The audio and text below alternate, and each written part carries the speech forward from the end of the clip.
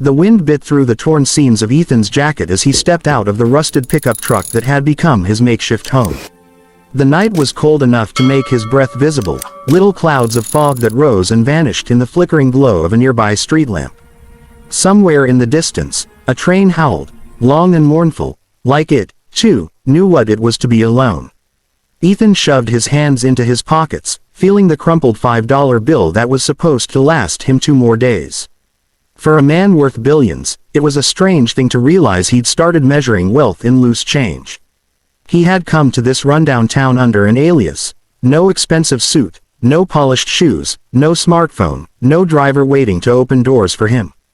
Just Ethan Cole, a man with a fake backstory, a truck on its last legs, and an impossible goal, to start a business from scratch with only $100 in 90 days. It wasn't a game or a TV stunt. It was a challenge he'd set for himself after realizing his empire had turned him into a stranger to the world he once came from. He wanted to see if he still had what it took to build something real, not with millions in venture capital, but with grit, sweat, and human connection. But he hadn't expected it to be this hard. The first week had stripped him of pride. He'd eaten from dollar menus, washed in gas station bathrooms, and slept curled up in the truck's backseat, pretending the ache in his back was just part of the plan. He'd stood in line at a soup kitchen for the first time in his life, the smell of stale bread and metal trays clinging to his clothes. Nobody there knew who he really was, and that anonymity should have been freeing. Instead, it made him feel invisible. That night, the temperature dropped sharply, and Ethan realized he couldn't stay in the truck any longer. The heater was dead, the windshield cracked, and the frost creeping up the inside of the glass made it look like lace. He needed somewhere, anywhere, to get warm. He found himself wandering toward a narrow alley behind a diner, where the faint orange glow of a fire danced on the brick walls. A few figures huddled there, wrapped in layers of mismatched clothes, their faces half hidden by the shadows. He hesitated. Pride again. The part of him that once dined in boardrooms and flew first class told him to keep walking, to find a motel, to fix things the way he always had, with money. But there was no money now, and no pretense left to hold onto. He stepped closer. A man with a rough beard and kind, tired eyes looked up from the fire. "You lost or cold?" he asked. His voice was hoarse but not unkind. Ethan swallowed. "Both, I guess." The man gave a short laugh, patting the ground beside him. "Well, you're in luck. We got a little heat left to share. Name's Ray." Ethan sat down, grateful for the sudden warmth. The fire was small, built from broken pallets and old newspapers, but it was enough to thaw his hands. Around them, the others murmured quietly, trading scraps of food and stories about the day's luck, a found blanket, a good corner, a kind stranger who'd bought coffee. It was a strange kind of community, rough-edged but real. Ray passed Ethan a tin cup filled with something hot that smelled vaguely like chicken soup. "You new around here?" he asked. "Yeah," Ethan said, taking a sip. It was mostly water, but it was the best thing he'd tasted all week. "Just trying to get back on my feet." Ray nodded slowly, staring into the flames. "Ain't we all, brother?" They talked a while. Small talk, at first. Ray had once been a mechanic before the factory closed. He'd drifted from job to job, then from town to town, until there was nowhere left to go. Yet there was no bitterness in his voice. Only a quiet acceptance. He told jokes that made the others laugh, and when he noticed Ethan shivering, he pulled half of his worn blanket and draped it over his shoulders. "Can't have you freezing before the night's done," he said with a grin. For a moment, Ethan couldn't find words. This man, who had almost nothing, was offering him warmth, not just of the blanket, but of kindness. It struck something deep inside him. He'd spent years in glass towers, surrounded by people who smiled when he spoke but never really saw him. Now, in a forgotten alley with a stranger by a trash fire, he felt more human than he had in a decade. When the fire crackled low and the others began to drift into sleep, Ethan lay awake, staring at the faint stars beyond the city haze. He thought of the countless deals he'd made, the companies he'd built, the zeros in his bank account, and how none of it had ever felt as genuine as that small gesture from Ray. Maybe, he thought, this challenge wasn't just about building a business. Maybe it was about rebuilding himself. The morning sun crept slowly over the city, gilding the rooftops in a weak, wintry light. Ethan woke to the sound of footsteps and the rustle of plastic bags. The alley had begun to stir, men and women pulling themselves from sleep, shaking off the cold, stretching their stiff limbs. Beside him, Ray was already up, feeding scraps of cardboard into the ashes of last night's fire. His hands were steady, his movements practiced. For a moment, Ethan simply watched him, the way he hummed softly under his breath, the way he moved as if this life, this struggle, hadn't crushed him completely. "Morning," Ethan said, sitting up and rubbing the sleep from his eyes. Ray glanced over with a grin. "Morning, college boy." Ethan chuckled. "College boy, yeah, you talk too polite to be from the streets," Ray said, tossing him a half-empty bottle of water. "Ain't a bad thing, just different." Ethan smiled faintly. He'd spent years perfecting the art of speaking like a leader, crisp, confident, persuasive. But here, stripped of titles and expectations, his voice felt different. "Honest, maybe. Guess you could say I'm new to this." Ray nodded, crouching to tie up his old boots. "We all were once. Don't worry, you'll get the hang of surviving. Though, fair warning, it ain't something you ever wanna get too good at." The words hung in the cold air longer than Ethan expected. Ray had a way of saying things, simple, direct, but heavy with truth. They gathered their few belongings and walked toward a nearby park where volunteers sometimes handed out coffee and pastries. The city was waking up. Buses roared, people in suits hurried by without looking twice, the smell of fresh bread drifted from a bakery they could never afford. As they walked, Ray pointed out small details, places to refill water bottles, spots where the cops didn't hassle you, which dumpsters behind which restaurants had the best leftovers. He spoke without shame, as if survival itself were an art he'd mastered out of necessity. Ethan listened carefully, not out of pity but respect. Each bit of advice was something learned the hard way. At the park, a group of volunteers was setting up tables. One of them, a woman in her 50s, handed out paper cups of steaming coffee. Ray greeted her by name. "Morning, Donna," and she smiled warmly. Ethan noticed how everyone seemed to know Ray. He wasn't invisible here. He was part of something. When Ethan's turn came, Donna handed him a cup and looked at him for a moment. "New face. You're with Ray, right?"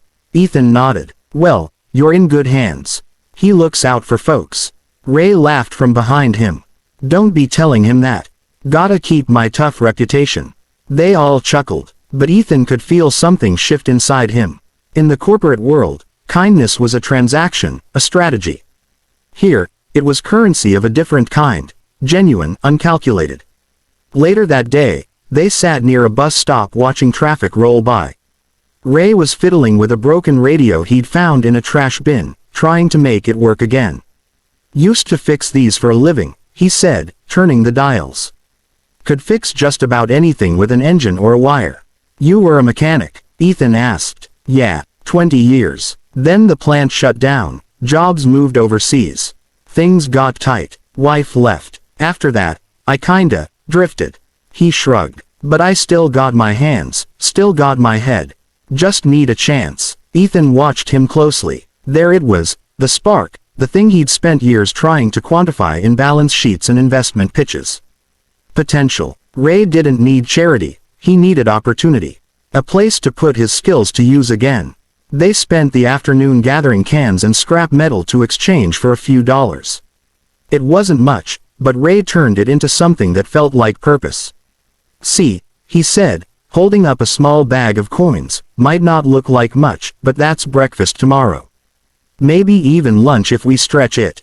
Ethan smiled. "You make it sound like an achievement." "It is," Ray said simply. "Every day you eat, every night you got somewhere safe to close your eyes, that's a win." That night, back in the alley, they sat by the fire again. Ethan had bought 2 cups of cheap instant noodles with the day's earnings. He poured hot water into each, and they waited in silence as the steam rose between them. "Ray," Ethan said after a while, "if you could start over, do anything, what would it be?"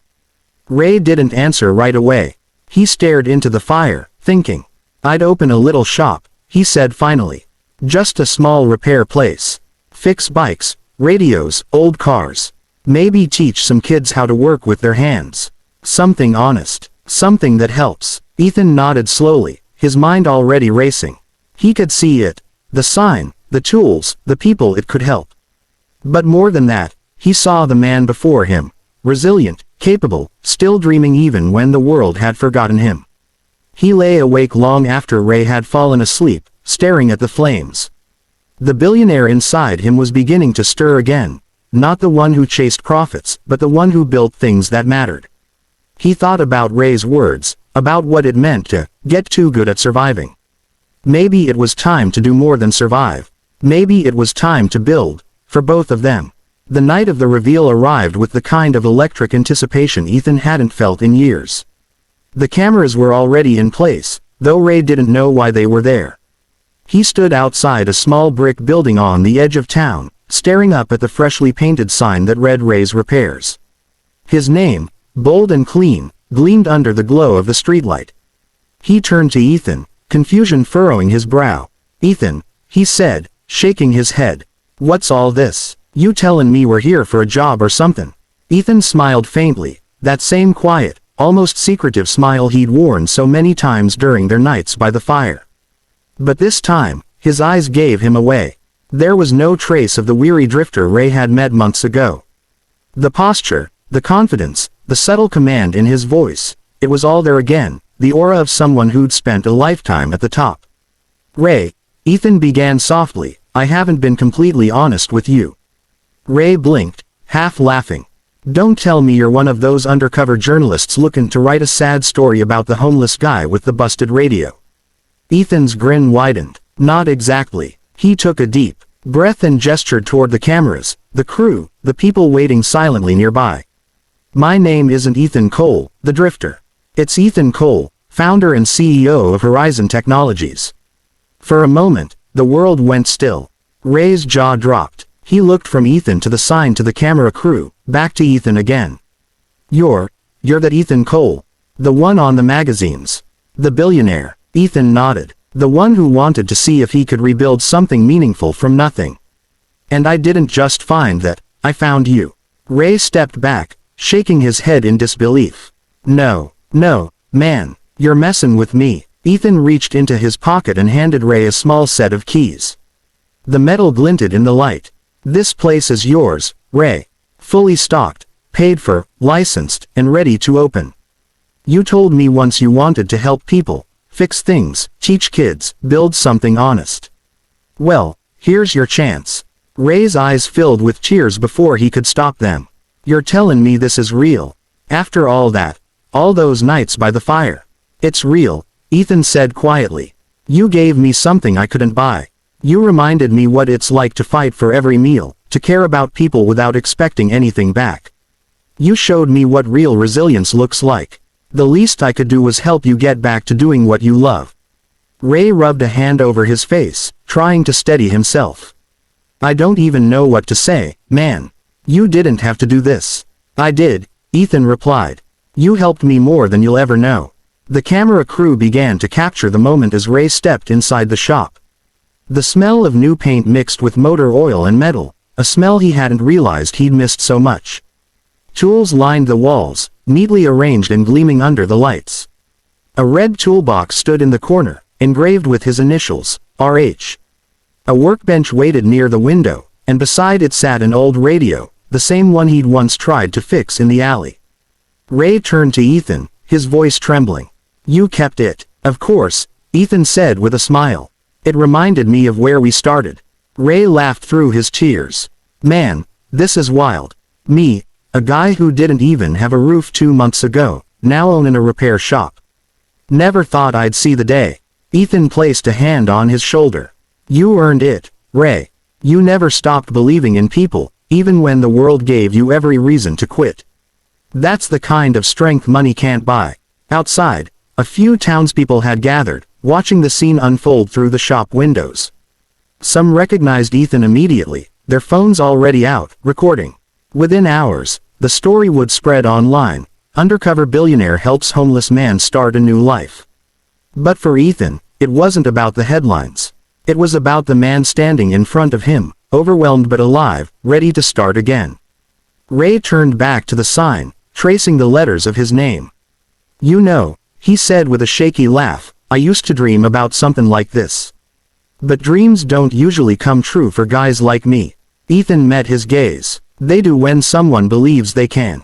The two men stood there in silence for a moment, the weight of everything between them hanging heavy and real. Then Ray reached out and pulled Ethan into a rough, heartfelt hug. When they finally stepped apart, Ethan looked around the shop once more.